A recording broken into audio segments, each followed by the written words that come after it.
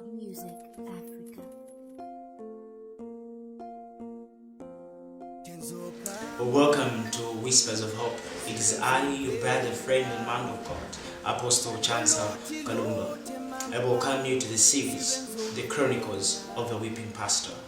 Ladies and gentlemen, many are the silent and many are the silent tears, many are the silent screams of men of God. Today we are dealing with the lamentation of damage control. There is a time and a season that is unavoidable in the life of every clergy. There's a time and a season when people we thought would stay definitely decide to leave. The problem majority of times is not them leaving, it's how they live. Ezekiel chapter 34 and the verse of 18, it reads, "Is it not enough that you fed on the green and good pasture? Should you now step on it and damage it? Was it not enough that you drank to quench your thirsty from the river? Should you step your feet to make it muddy?" What a question posed by this prophet. Ladies and gentlemen, so much is it that people forget in a hurry the contribution they also did to the ministry. The lamentation of damage control. The majority of people, when they're about to leave, the problem is this: they begin to recruit people to hate the man of God.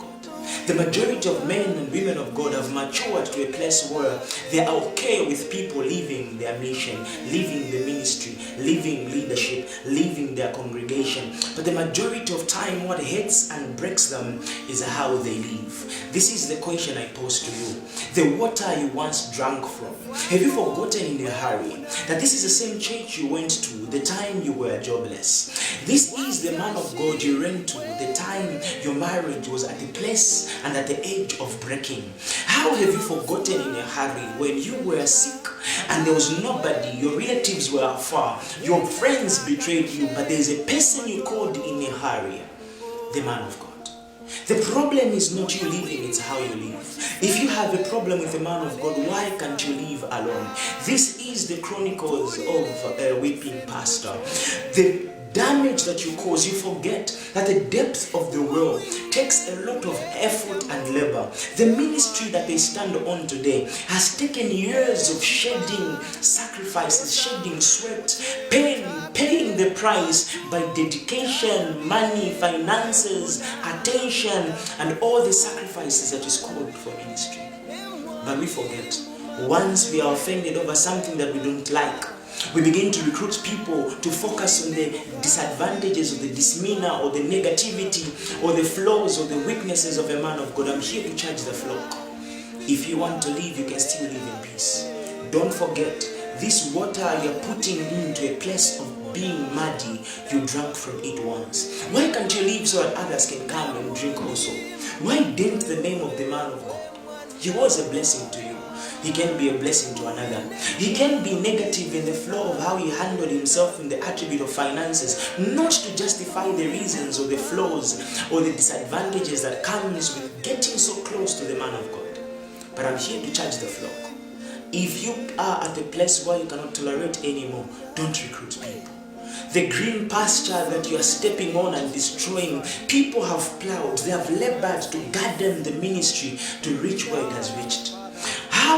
How it is for people to quickly forget in a hurry that they once also contributed in the plowing of this garden.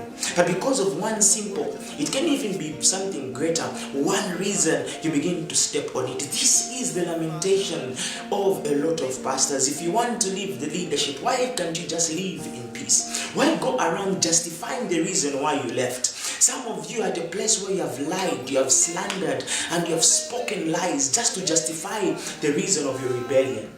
I charge you as the flock.